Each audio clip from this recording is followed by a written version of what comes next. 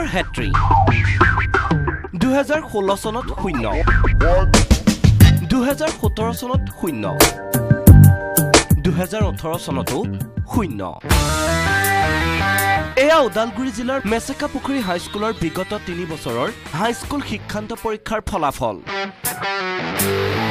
কিন্তু কেনেকৈ ধাৰাবাহিকভাৱে বিফলতাৰ অভিলেখ কৰিছে মেচেকা পুখুৰী হাইস্কুলে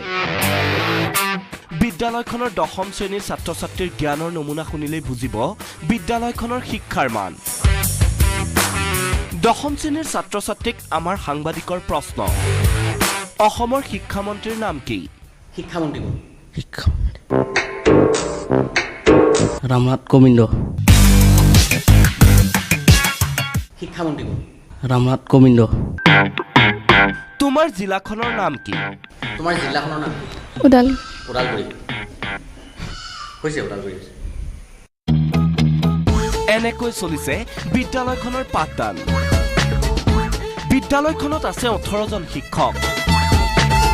এবাৰ হাইস্কুল শিক্ষান্ত পৰীক্ষাত অৱতীৰ্ণ হৈছিল 12 গৰাকী ছাত্ৰ-ছাত্ৰী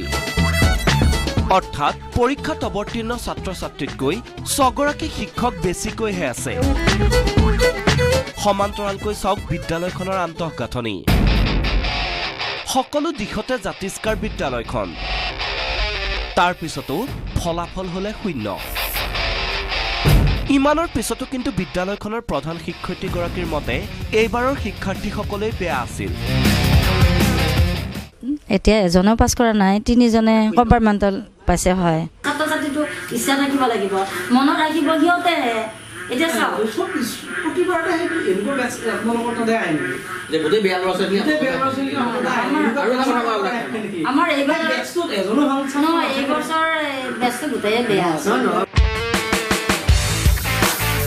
বিগত বৰ্ষত এইখন বিদ্যালয়ৰ প্ৰধান শিক্ষয়িত্ৰী গৰাকীৰো ক্লাছ লৈছিল তেতিয়াৰ শিক্ষামন্ত্ৰী হিমন্ত বিশ্ব শৰ্মাই শিক্ষামন্ত্ৰীক তেতিয়া এইবাৰ ফলাফল ভাল কৰাৰ প্ৰতিশ্ৰুতিও দিছিল প্ৰধান শিক্ষয়িত্ৰী গৰাকীয়ে কিন্তু ফলাফল ভাল নহল